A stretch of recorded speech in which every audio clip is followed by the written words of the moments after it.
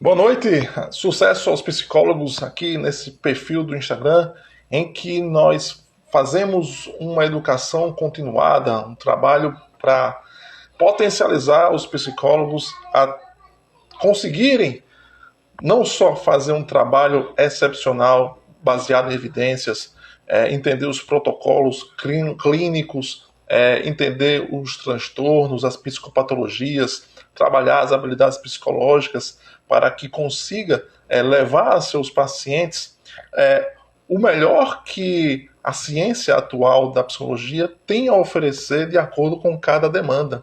Então estou aqui para me somar, para levar conteúdo de qualidade. Então hoje será uma live de conteúdo para psicólogos em que vamos falar sobre ações terapêuticas no manejo ao suicídio, pessoas que tentaram, né, ou estão com ideação, que tentaram e quase obtiveram êxito, mas foram socorridas a tempo.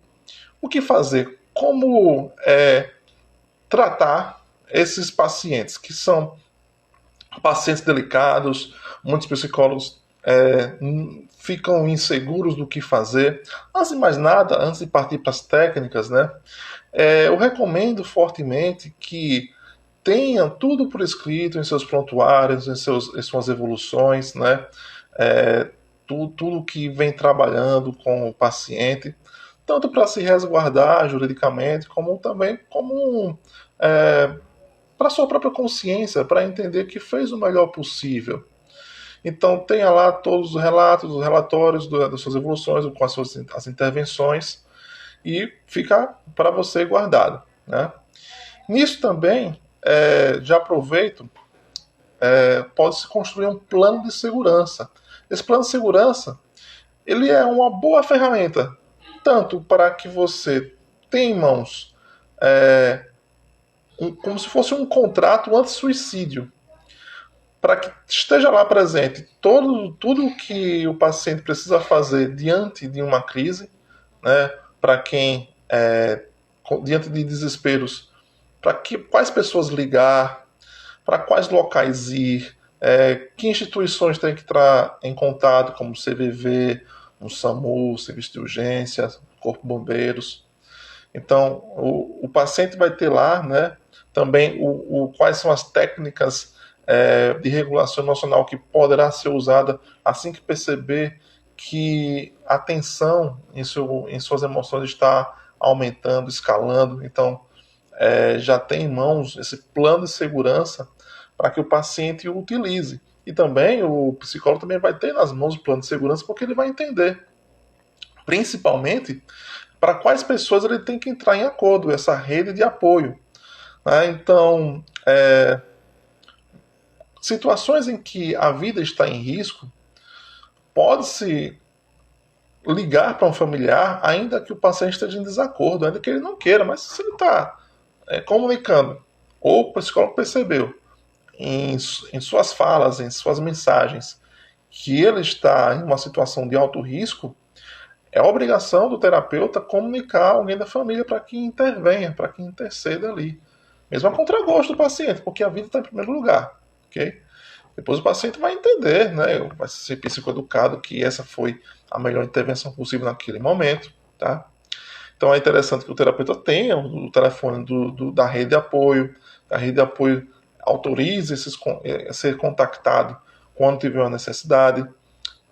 Às vezes é interessante também ter, você tem ali o WhatsApp do paciente, às vezes também é bom ter o WhatsApp do grupo familiar, do grupo em que o paciente está, para que, por exemplo, situação de que ele disse, estou aqui pensando em matar, tal, você já consegue comunicar de uma vez só para várias pessoas, para que elas visualizem e façam a intervenção. Então, o plano de segurança são ações concretas para sair daquele quadro. Essas ações concretas já foram trabalhadas em terapia, ou seja, ele já entendeu o que é uma regulação emocional, quais são as técnicas de grounding, quais são as técnicas de respiração diafragmática, né? Ele já entendeu se existe alguma playlist musical que ele pode colocar para sair daquele desespero, se tem algum lugar que ele gostaria de ir, que ele gosta de ir para se sentir melhor. Às vezes ele gosta de ir de uma praia, então vai, se sente melhor. Então, são as ações que ele precisa fazer para sair daquela situação de alto risco. Então, o primeiro tópico, né, dentro desse plano é escrever os sinais de alerta, que são quais são os pensamentos, imagens mentais, gatilhos que sinalizam que ele está entrando em crise. O segundo tópico desse plano de segurança, lembrando, eu tenho esse plano de segurança em PDF, então quem quiser, quem tiver interesse, né, pode mandar o direct, que eu mandarei o direct um exemplo, né, de um plano de segurança, né, que pode ser utilizado. Então, o segundo tópico são estratégias internas para lidar com a crise, ou seja, que tipo de pensamento você vai, pensamento positivo, né, fortalecedor, que você vai utilizar, quais são as reflexões. Nós trabalhamos com mentalidades, positivas, né, mentalidades empoderadoras para cada situação, para cada tipo de demanda, cada tipo de necessidade. Então, reflexões, mentalidades, técnicas de regulação emocional, como falei, o grounding, a diafragmática, técnicas de relaxamento, como o relaxamento progressivo de Jacobson. Então, são técnicas que ele já estará em mãos, ele não precisa ficar puxando para a memória, ele vai ter em mãos para utilizar. E é interessante que ele, todos os dias, mesmo sem crise, ele usa essas técnicas uma ou duas vezes no dia. Né? São várias técnicas, não precisa ser uma só. Eu também tenho uma lista delas, né? Para que haja uma boa variação, para que não seja enjoativo, mas que fazendo todo dia, mesmo fora de crise, quando a crise vier, ele já está mais familiarizado com as técnicas. Então será muito mais fácil aplicá-las. O terceiro parâmetro desse plano de segurança é listar pessoas ou lugares que sinalizam conforto e distraiam, te tranquilizem, colocar o nome dela e seus contatos. Por outro lado, também, pode até colocar uma lista de pessoas que não devem entrar em contato de jeito nenhum, porque isso vai piorar. Então, tem pacientes que insistem em ligar para um irmão ou algum parente que sabe que não vai adiantar, sabe que só vai piorar porque ele vai criticar, vai diminuir, só vai piorar. Então, nem adianta. São pessoas que, ao contrário, para essas pessoas que eu não ligo mesmo, que só vai, às vezes, nem criticar, às vezes vai sofrer mais ainda com a pessoa. Ou seja, você está ligando para receber um apoio, o outro está sofrendo mais ainda. Ou seja, é uma preocupação a mais. Então, quem são as pessoas que vão lhe tranquilizar, vão ouvir, vão dar um apoio, vão direcionar, vão chegar em casa, preciso que você me leve a uma urgência, vai, pega, leva para a urgência. Né? A quarta coisa nesse plano é listar profissionais, agências que podem oferecer tratamento especializado. Então, tem situações que precisa ir para a urgência psiquiátrica. Eu sei que é chato às vezes, né? A pessoa não quer ir para uma urgência psiquiátrica, mas é necessário muitas vezes para que seja medicado, para que tenha uma homeostase cerebral ali e retorne para sua família, para casa, e imediatamente vá fazer o início ou a continuidade do seu tratamento psicológico, seja com medicação psiquiátrica regular ou o psicólogo que em situações de crise pode ir até de 2 vezes a semana para que até que se regule a situação. Quinto, intervenções para tornar um ambiente seguro, para que no momento de desregulação não arrisque uma atitude precipitada. Então, não ter receio, não ter medo de achar que ele vai achar ruim porque eu estou escondendo facas e não sei o que, ferramentas também. Então, eu já vi familiares achando, mas ele não vai gostar. Não pensa a questão de não gostar. Por isso que serve a terapia, para psicoeducar todo mundo, psicoeducar o paciente. E que é necessário tirar das mãos deles todas as ferramentas, armas, facas, até chaves de fenda, martelo, medicamentos também. Tudo que pode ser utilizado como um atentado à própria vida. Então, a terapia ajudará para que o paciente entenda que não pode estar de fácil acesso a ele. E a família também precisa estar em terapia para entender que precisa tirar esse acesso, como ser assertivo, como dizer não, vai ficar trancado, você não vai ter acesso direto a essas coisas, até que você chegue a uma condição normal, saia de uma depressão, volte a ter gratificação pela vida, então saia do quadro de adoecimento. E sempre é um adoecimento, tá? Então, quem tenta o suicídio sempre está adoecido, não está tomando a decisão consciente, equilibrado, bem orientado, não está. Ele está dentro de um quadro de adoecimento. Então, entender isso, é um paciente psiquiátrico, certo?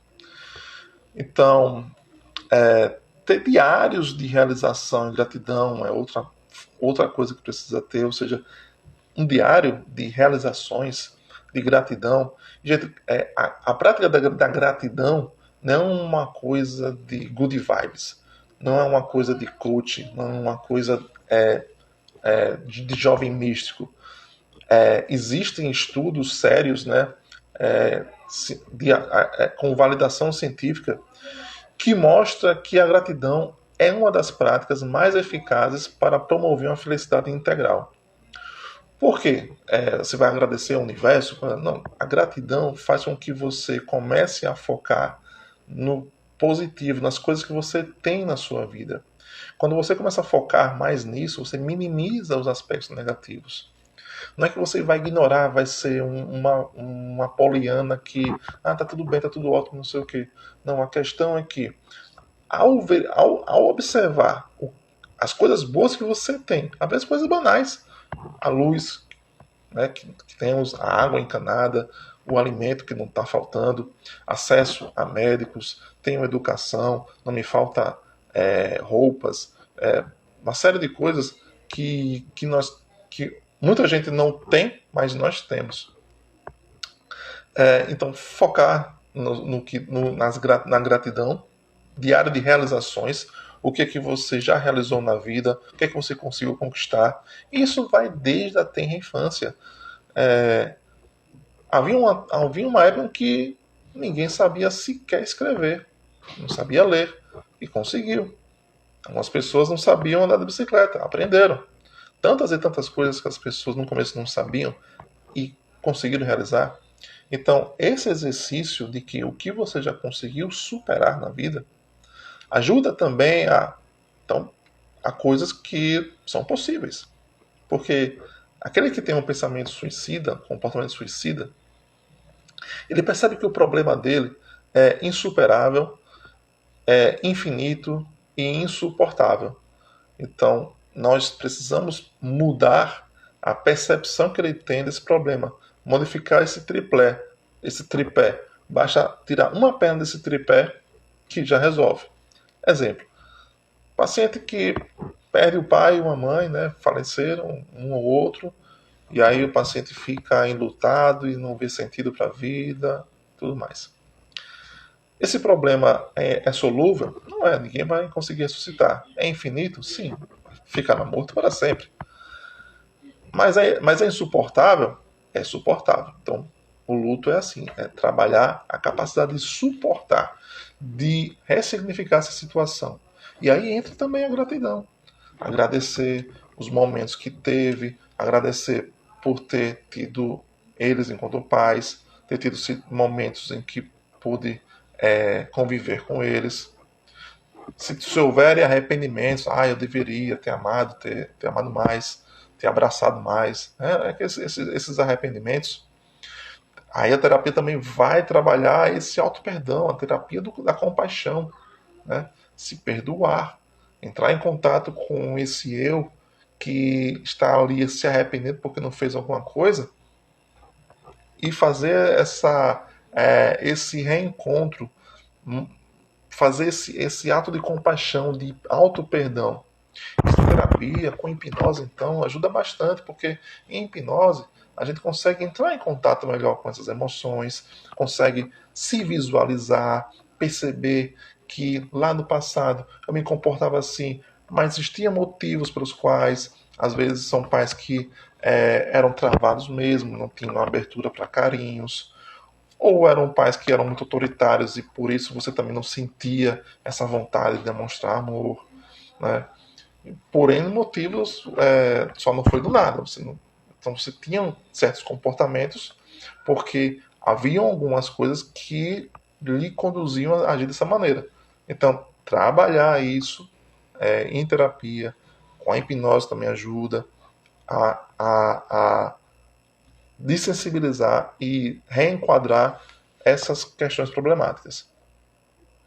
Então também temos uma série de mentalidades saudáveis, que são frases de pessoas famosas, pessoas históricas, que às vezes frases populares também, que ajudam diante de uma reflexão, trazer para si como essa frase aqui pode se aplicar a mim. Exemplo assim, pessoas que se ofendem com críticas. Tem uma frase assim: paus e pedras podem quebrar meus ossos, as palavras jamais podem me ferir. Então, tem pessoas que dizem: ferem sim, a palavra fere. Fere mesmo? E se eu começar a lhe ofender em uma outra língua? Se eu lhe ofender em japonês, você vai entender alguma coisa? Você vai se sentir ofendido? Não, você não está entendendo nada. Então, as palavras só ferem se você as receber, se você concordar com elas, comprar elas. Então, por isso que palavras não me ferirão jamais. À primeira vista, quem é muito sensível a isso vai dizer que nada, que absurdo, que bobagem. Isso aí é frase de motivacional boba. Palavras ferem sim, machucam sim. Veja como é uma crença aguerrida ali com aquela pessoa. Sejamos realistas. Paus e pedras quebram meus ossos. É evidente que sim.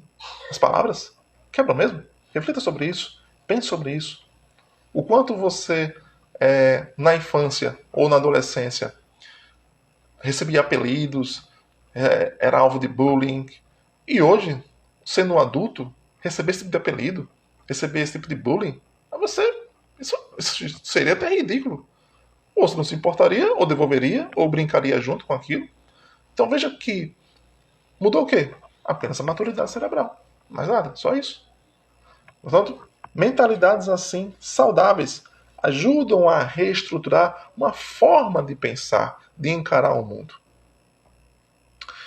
Outra técnica é escrever razões para melhorar. Por que a minha vida vale a pena? O que eu ainda gostaria de fazer?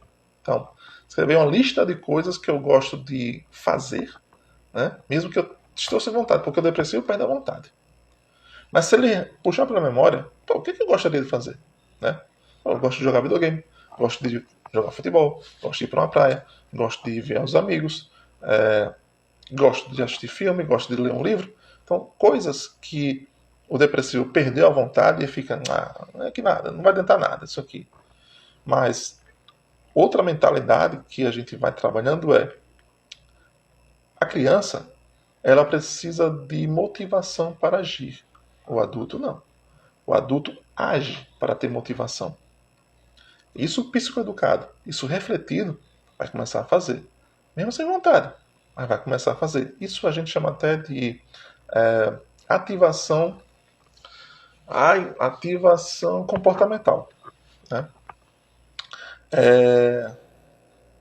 Nós vamos ativando comportamentos em micropassos para quem está sem vontade de nada, perdeu o prazer da vida, pequenos passos, que coisas que você gosta de fazer. Né? Vou pedir para que um depressivo faça atividade física para a academia, puxar ferro? Dificilmente. Mas eu posso pedir para que ele dê uma caminhada de 10 minutos, tomando um solzinho. Isso dá, não dá? Aliás, atividades físicas de baixo impacto. Uma caminhada um pouco mais ligeira já é o suficiente. Aliás, é o ideal para que traga mais vitalidade. E no sol, então, melhor ainda.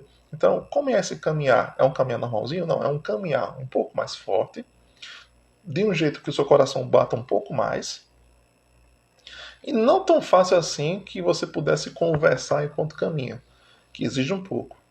Então, essas pequenas ativações, a gente vai trabalhando em conjunto com o paciente para que ele vá realizando. Gosta de fazer o quê? Ah, sim. Aí também entra a função dos medicamentos, porque algumas vezes está tão comprometido que sem medicamento ele não vai. Então eu preciso do medicamento para dar uma estabilizada, né, nas emoções, para que ele consiga colocar em prática algumas coisas. Para que, para que algumas mentalidades, pelo menos, permita que ele reflita sobre elas. Senão não vai coisa alguma.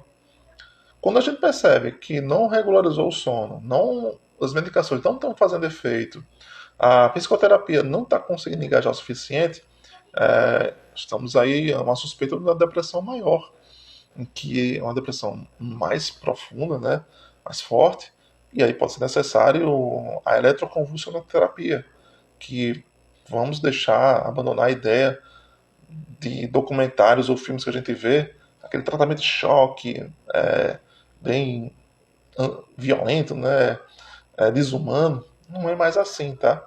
Não é daquele jeito desumano, é com anestesia, é algo controlado, que já tem muitas evidências que mostram que esse tratamento de choque, vou dizer assim, né, é muito eficaz para tratar a depressão. Tá? E com isso, né, trazendo essa homeostase, aí dá para implementar algumas práticas antidepressivas. É, avaliar a estratégia de enfrentamento, né? Quais são as estratégias de enfrentamento que o paciente usa? Quais são os copings, né? Tem coping religioso, que é a pessoa que se vale da religião para poder enfrentar a depressão. Se for uma religião que lhe ajude, que não seja a fonte do seu problema, que às vezes a religião é a fonte da depressão, porque vem com tantos dogmas que ficam castrando a pessoa, não pode isso, não pode aquilo, não pode ser questão do casamento, não pode uma série de coisas, não pode se relacionar com alguém de outra religião, sei lá, uma série de coisas que eu já vi pacientes que reconhecem que a religião está sendo um fator depressivo, mas como é da religião não consegue se desapegar delas. Então é uma tarefa um pouco mais difícil, né? Porque ela percebe que pô, pensar assim está me prejudicando. Mas é o que eu acho que deve ser, porque minha religião diz isso. Mas então é saber conduzir, né? Eu lembro de uma paciente que era bem assim. E o legal é que essa paciente que tinha uma religião que estava ali castrando, né? E ela reconhecia isso, mas ela não tinha como deixar. Amigos dentro da própria comunidade religiosa dela começaram a orientar ela, minha amiga, né? Bem assim não, né? Ou seja, foi interessante que ela percebeu que, poxa, pessoas da minha própria igreja estão me dizendo que é para eu agir diferente, que não é bem desse jeito. Então, quando se ouve orientações vindas do próprio círculo religioso que lhe empoderem, é, que lhe convidam para uma melhoria, aí é interessante, né? Tem estudos que mostram que pertencer a grupos religiosos ajuda a combater a depressão, mas não pela religião em si, né? Porque senão vai cair naquela falácia, tem que procurar Deus, ou tem que rezar mais, né? Então qualquer religião, qualquer religião serve. Então, se fosse a questão da religião, todas estão certas. A questão é, você está inserido em um grupo religioso, em um grupo que fala a mesma língua que você, que de certa maneira fala coisas positivas, quer ajudar o próximo, praticam caridade, tem trato no falar. Então, pertencer a um grupo assim lhe ajuda também. Né? Pode ser ateu também, se o ateu pertencer a um grupo ateu, ele poderá também se encontrar. Né? Tem pessoas que falam a mesma língua que eu, tem pessoas que me entendem ali. Né? E isso vai estimulando a pessoa também. Né? Tem pessoas que têm coping supersticioso. Né? Então, são pessoas que têm explicações de mundo bem nada a ver, né? Bem místicas. Né? E aí é mais complicado porque ela está buscando explicações que não são realistas. Então, é preciso também reajustar essa dissonância cognitiva de que a explicação não é essa, cara. Temos que ajustar explicações mais racionais. Aí entra a habilidade psicológica do raciocínio realisticamente otimista. Porque se você está buscando explicações que não estão de acordo com o que é real, tende a ter um sofrimento maior porque você fica atento a coisas que... Atento a tudo. Então, atento a uma sandália que está virada, atento a uma escada que você não pode passar embaixo, a um gato preto que passa. Você está atento a uma série de coisas que vão sobrecarregando a sua mente. Porque você fica... Não, tudo é uma ameaça. Tudo é uma questão de energia, de mal olhada, de não sei o quê. Então, corrigir também esse tipo de coping, né? Tem pessoas que usam coping social, estão inseridas em alguma tarefa, no trabalho, nos estudos. É interessante também, né? Porque o isolamento social é um fator de risco. Então, é reintroduzir em grupos, seja de estudo, seja de treinamento. Então, o social também é importante, né? Tem pessoas que usam copy diretivo, são compreendem muito bem o que está acontecendo, né? Usam as estratégias corretas para sair dessa, que é o que a gente faz, que é o que a gente ensina, né? Quais são as melhores estratégias para você fazer? Sentar aqui, escrever mentalidade, escrever o diário de realizações e gratidão, construir plano de segurança, construir o que eu quero realizar na minha vida, o que eu já enfrentei, para onde é que eu vou, praticar o auto-perdão, o perdão alheio, o desapego à necessidade das pessoas me amarem, deixar aí pessoas que não querem mais pertencer à minha vida. Eu quero meu namorado para sempre comigo. Se ele não me quiser, tchau, pode ir. Não preciso achar que eu é ele ou nunca, ou mais ninguém. Então, se as pessoas não me querem na vida dela, permito que vão. E tem muitas outras pessoas que fazem parte da minha vida. Só não estou prestando atenção. E eu posso permitir que outras venham também. Entender que eu tenho valor pelo que eu sou. Não pelo que eu produzo. Não porque eu fico refenizando as outras pessoas, as suas atenções. Então, tudo isso são estratégias que são diretivas. As pessoas estão corrigindo suas distorções cognitivas.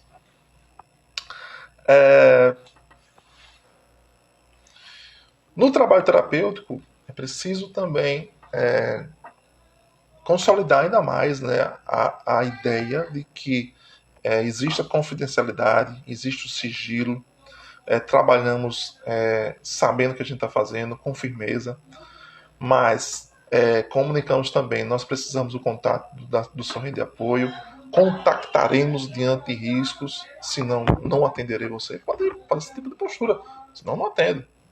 O jeito é assim que tem que ser. Tomará suas medicações de maneira correta, tudo prescrito, tudo bonitinho. Né? É preciso avaliar as carências do paciente para construir um treino de habilidades que precisa. Então, aqui nesse canal, eu ensino também sobre as habilidades psicológicas que ajudam a atuar melhor diante de situações problemáticas na vida, né? Como é que eu vou viver melhor essa vida? Como é que eu vou conseguir ter um autoconhecimento, autocontrole emocional, ser sociável, ser imune socialmente às críticas dos outros, ser sensível às dores alheias, ter um hedonismo responsável, ou seja, também vou me divertir com responsabilidade, né? Então, isso são habilidades que produzem uma felicidade integral. Então, a gente observa as carências do paciente, o que está faltando nele, né? Temos ferramentas que medem isso com maior precisão. É preciso observar também a questão da infraestrutura do paciente, porque nem tudo é só mental, né, cara? E a questão física, onde a pessoa mora, com quem mora, como é que estão as suas provisões financeiras. Então, não é só uma questão de que o problema é só da pessoa e pronto. Mas existe uma questão em que o serviço social pode atuar, pode observar como pode ajudar aquela pessoa que, por exemplo, como é que a pessoa vai estar bem se, sei lá, o teto está com goteira, né? Ou então perdeu a casa por causa de uma chuva, ou está numa situação lamentável de miséria. Então, isso também são fatores adoecedores, que são Reais, você vai fazer o que com aquilo? É real, pô. Tô com fome, tô falando comida. Tô desempregado. E aí, é só atitude mental só? É uma questão real. Que é claro que a pessoa não pode se entregar. Porque tendo uma atitude mental melhor, ela pode começar a buscar recursos, saídas de o que eu posso fazer diante dessas problemáticas aqui. Mas um serviço social, se a pessoa for atendida por um CAPS, o CAPS poderá ajudar nessa situação de que como é que eu posso, né? Eu já vi até influencers mesmo fazer vaquinhas para pessoas que perderam tudo diante de um incêndio, ou estão em situações lamentáveis, né? Teve uma senhorinha, um caso de uma senhorinha, eu acho que foi esse ano que ela foi sacar o dinheiro dela, o dinheirinho dela da aposentadoria. Na mesma hora foi assaltado, o cara levou tudo, né? Então teve alguém que sensibilizou, fez uma vaquinha, a galera ajudou, ela conseguiu arrecadar mais do que o salário da aposentadoria dela. Então, existem situações que. Mas se ela tivesse esse tipo de atitude e falar, pessoal, perdi tudo, tal, me ajuda aí. Foi alguém que soube daquilo, né? Uma colega dela soube daquilo e se sensibilizou e promoveu isso. Então, são intervenções assim que, se fosse por ela, se ela tivesse uma habilidade de que, cara, vou resolver, é chato mesmo, mas eu vou fazer isso aqui. Então, tudo isso são atitudes que podem ser trabalhadas para uma busca de soluções. É a habilidade de resolutividade e enfrentamento. Ou seja, é uma habilidade que eu tenho de que eu vou enfrentar essa situação de cabeça erguida e vou procurar uma solução para ela. E começar a pensar, começar a chamar pessoas para pensar. O Napoleon Hill chama isso de mente mestra, né? Como eu me agrego a pessoas que juntos pensamos para conseguir uma solução melhor. Voltando para a questão de um quadro de uma pessoa que está com ideação suicida, a mente mestra é a família. Então, toda a família tem que estar em terapia e pensar junto na solução. Mas tem famílias que, ao contrário de serem apoiadoras, são o inverso, são tóxicas. São elas que adoecem. Quando não adoecem, não querem saber, são negligentes. Uma família que está engajada na melhoria percebe que depressão não é frescura, não é bobagem. Ele não se cura porque não quer. Percebe que ele está doente. Então, nós não vamos ser aqueles que vão adoecer mais. Seremos aqueles que vamos pensar juntos em estratégias, em facilitações para ajudar. Eu já atendi uma senhora que ela não conseguia sair de casa porque ela tinha fobia social. Ela não passava da porta. Então eu tive que ir na casa dela atender algumas vezes. Só que eu aproveitava e mobilizava a família, mobilizava os filhos, o marido, para que, o que vocês têm que fazer com ela? Tem que sair com ela, ir ali para a igrejinha que ela gosta, ir para uma academia que ela gosta, ir para uma praia que não era tão longe assim, fazer passeios. Então, começar a ajudar em casa também para que ela não faça tudo em casa sozinha, né? Não ter essa sobrecarga. Então, a família também ia nesse bolo para trabalhar junto com ela. Pode ter o kit de esperança, né? Numa caixinha. Uma caixa não é de verdade mesmo. Você vai colocar coisas que têm valor, um valor especial, ou um sentimento especial. Então você vai colocar cartas, vai colocar fotos, colocar objetos para você ter um valor especial. Como pode ser isso? Fotos da família, momentos do passado, né? Claro que é do passado, não é do futuro, né? Mas momentos que foram marcantes, né? Cartas que ela mesma pode ir escrevendo de gratidão, de planos, do que ela já passou e foi muito bom e vai colocando lá. Objetos que ela gosta, presentes, os mimos que ela tem, vai colocando lá. Pode pedir para que a família também confeccione objetos e mimos para que deem para ela como um símbolo de melhoria. Tem uma técnica em hipnose que a gente faz algo mais ou menos assim. A gente pede para que ela visualize um problema e quando ela visualiza o problema na vida dela, aí a gente pede para que abra os olhos, pega um papel e pinta esse papel todo com um giz de cera preto. Pinte todo, pintou tudo. Colocando, descarregue para fora, descarregue toda a emoção negativa, coloca no papel e tudo mais. Ok. Feito isso, eu peço para agora você vai picotar esse papel, destrua esse problema. Faça em pedaços esse problema. Aí a pessoa rasga, faz em pedaços lá o problema. Aí, muito bem. Agora você vai pegar esses pedaços e com uma cola, você vai colar esses pedaços de papel em uma cartolina. E vai construir o símbolo da sua melhora. Quando eu faço isso em hipnose, a pessoa já tem na mente qual é o símbolo da minha melhora. O que simboliza a minha melhora. Né? Então isso varia bastante. Tem pessoas que constroem uma chave, tem pessoas que constroem um escudo, uma espada, uma árvore. É variado, mas as pessoas colocam para fora aquilo que simboliza a minha melhoria. E aí ela dá a interpretação, o significado que der. E aquilo fica marcante, porque aquilo lembra a solução. Lembra que ela já destruiu o problema e lembra que ela já tem a solução na mão e agora é só usar. Então, outras técnicas são exame de problemas em cada dimensão da vida. Quais são os estressores que ela tem? Então, quais são os problemas que eu estou enfrentando? Quais são o que eu consigo controlar e o que eu não consigo controlar? O que eu consigo controlar, eu posso bolar estratégia, né? Para resolver. O que eu não consigo, eu só posso aceitar, me conformar e pronto. É isso. Então, examinar os problemas é importante. Traz uma sensação de realidade. Né?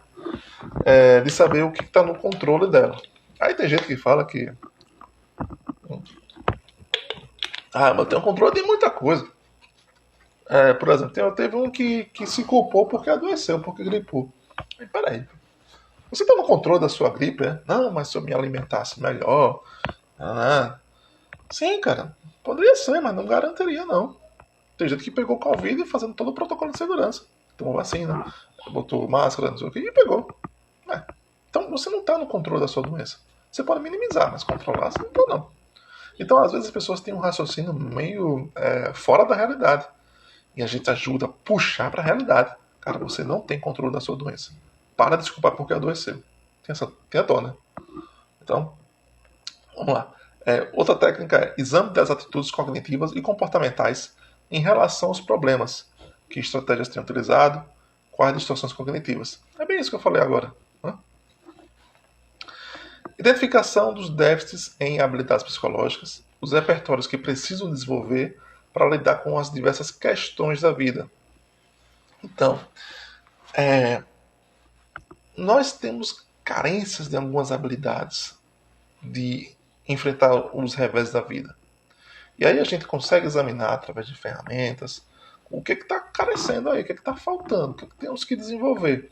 Ou seja, nós temos parâmetros claros para saber qual é a meta terapêutica. Não é de qualquer jeito, não é uma associação livre, vá falando e vamos ver o que dá. Não, eu estou entendendo o que é que você quer, eu estou aqui parametrizando. Nós temos ferramentas, nós temos reflexões. Está faltando isso aqui em você. Não é uma teoria, é algo que nós estamos percebendo aqui. Né? E é claro que isso tem que fazer sentido para a pessoa. Bom, se ela mesmo respondeu, né? Então, realmente faz sentido. Então, temos que bolar estratégias para melhorar, desenvolver essas habilidades que ela está em déficit. Geralmente, quem tem depressão está em déficit e em sociabilidade. Está ali se isolando. Né? Como a gente vai ter estratégias de se socializar? Não sei puxar conversa. Vamos. Tem técnica, tem tratamento, né? Tem protocolo para isso, né? De habilidades sociais. Né? Eu não consigo me divertir. Então, como trabalhar esse hedonismo responsável? Também. Né? É meio típico também de quem está em depressão. Né? Tem gente que sequer se permite a isso. Eu lembro de um que eu atendi em uma única sessão, né, que eu estava numa palestra, eu atendi ele no intervalo, fazia parte lá das tarefas do role play, né? Atendi um durante o intervalo. E ele dizia que estava querendo fazer um futebolzinho terça-noite, mas ficava aquele negócio, né? Disse assim, vocês não vão, tem que trabalhar, treinar. Aí eu perguntei, vem cá, cara. Se você jogar futebol de noite, uma vez por semana, vai trabalhar a sua sociabilidade, vai fazer amigos? Vai. Vai melhorar seu bom humor? Vai. Vai melhorar seu condicionamento físico? Vai. Vai melhorar o seu trato com sua família? Vai também. Vai trabalhar menos, dar uma desacelerada, né? Vai. Olha quanto ganho em uma única atitude, que às vezes a pessoa só não se permite. Então, se permitir também a fazer algumas coisas que não são banais. É necessário ter esse momento de lazer também. Tá? A atividade física ele é um comportamento angular. É angular porque em cima dele muitas coisas se alicerçam. Identificar a rede de apoio e suporte do paciente para acionar. Estamos já falando pela segurança, né? Qual é a rede de apoio, quem são as pessoas que eu posso acionar quando precisa. E é bom que rode, que não seja uma pessoa só, porque desgasta uma pessoa só, né? Então, se eu tenho 5 pessoas, ou 7, vamos fechar 7 pessoas. Tenho 7 pessoas da rede de apoio. A cada dia eu posso acionar um. Aí, enquanto um está ali, né, atento, conversando, dando um apoio, foi lá, conduziu a uma urgência, ele vai ter 7 dias para se recuperar até a próxima situação. Mas vai ser assim, né? A pessoa não vai estar o tempo todo adoecido, né? Mas essas crises que as pessoas podem ter em vida, né, para não sobrecarregar uma pessoa só, é bom que tenha outros na rede de apoio para que fiquem se revezando. Investigar intenções suicidas, planos e meios, também temos que investigar isso, né? Como é que está o risco, se está baixo, médio ou alto. Eu falei mais sobre isso na live que eu fiz ontem no meu canal PCJ Marcelo. Então, quais são os planos e os meios dele? Focalizar aspectos positivos da pessoa e como lidou com adversidades antes, restaurando a autoconfiança dela. Abordar o caráter mutável da vida e transitório dos sentimentos. Ou seja, tudo passa. Não há sofrimento que dure para sempre. Abordar a teoria das limitações humanas. Ninguém sabe tudo que é possível saber. Ninguém consegue abarcar todo o conhecimento, toda a humanidade. Então, nos posicionar como pessoas que somos ordinários mesmo. Poucos são os extraordinários. No geral, a gente é mediano em tudo. A gente não vai. A gente vai jogar um futebol, não vamos esperar que eu vou ser um craque, né?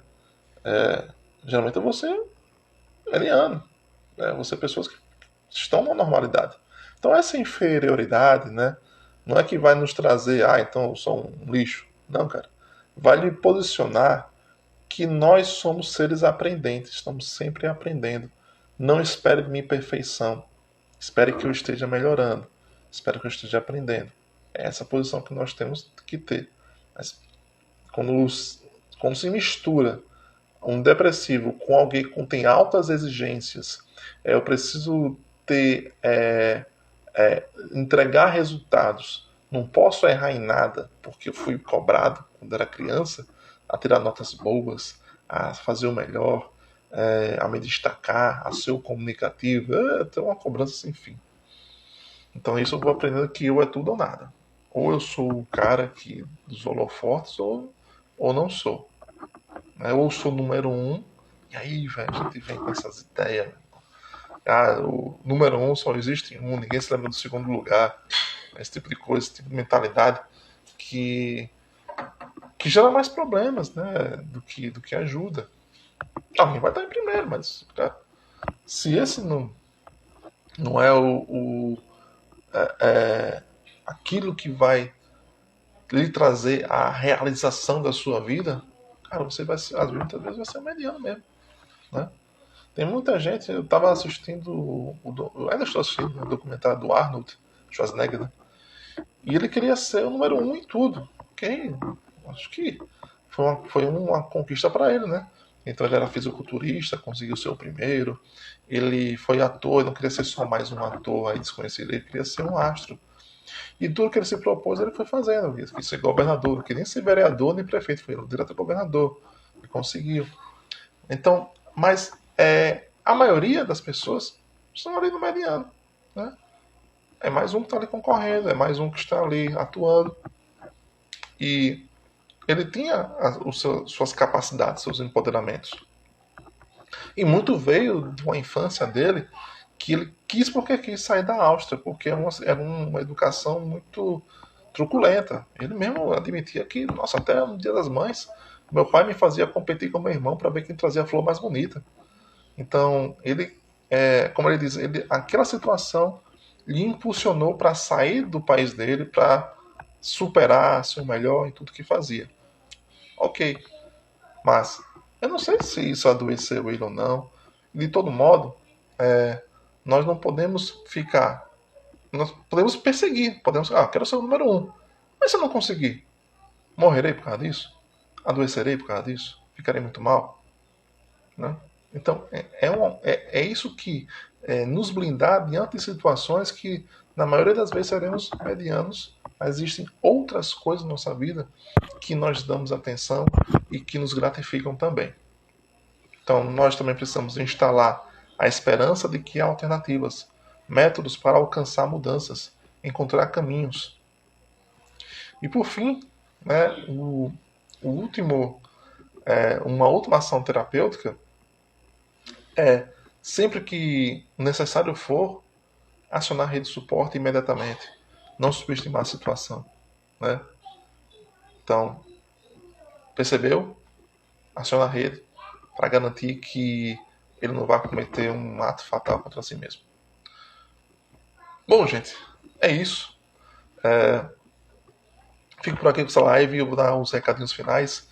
Na semana que vem, na quinta-feira, dia 14, dia 14 eu vou dar uma aula magna sobre uma rotina anti-suicídio, né? Antidepressiva, uma rotina antidepressiva, como nós podemos ter uma rotina fazendo coisas que combatem a depressão. Se tem coisas que a gente está fazendo que faz com que a gente caminhe para a depressão, e tem coisas que a gente já está deprimido e está piorando ainda mais. Como que a gente vai fazer no caminho inverso? Então essa aula magna falará sobre isso. E ela é uma aula magna porque é um introdutório para uma imersão, uma mentoria de 4 encontros que começaremos no dia 21, sobre a cura da depressão em definitivo, utilizando o que a psicologia tem a oferecer, tá? Não adentrarei em questões de medicamentos que não é minha área. A minha área, a nossa área de psicólogo é a experienciologia. Quais são as experiências, os comportamentos, as atitudes mentais, comportamentais, os sentimentos. A nossa área é essa, certo? A nutrição é importante também para a questão da depressão, para ajudar a combater a depressão, é importante essa área. A questão da atividade física também é importante, mas não vou falar delas. Elas são importantes, mas não é a minha área. É com o educador físico, né? É com o nutricionista. O psiquiatra tem outra área lá. Então cada um tem a sua área. Né? É multidisciplinar. Multidisciplinar. Não vai querer salvar o mundo sozinho. Não vai querer salvar o paciente sozinho. Não é uma tarefa só para você. Você é um dos profissionais que vão estar ali atuando. Né? Então, minha área, vamos falar nosso papel, o que nós podemos fazer para interceder em pessoas que estão com depressão. E a depressão, como a gente já sabe, é um dos principais fatores que levam ao suicídio. Ok? É isso, recados dados. Muito obrigado por participarem e até a próxima.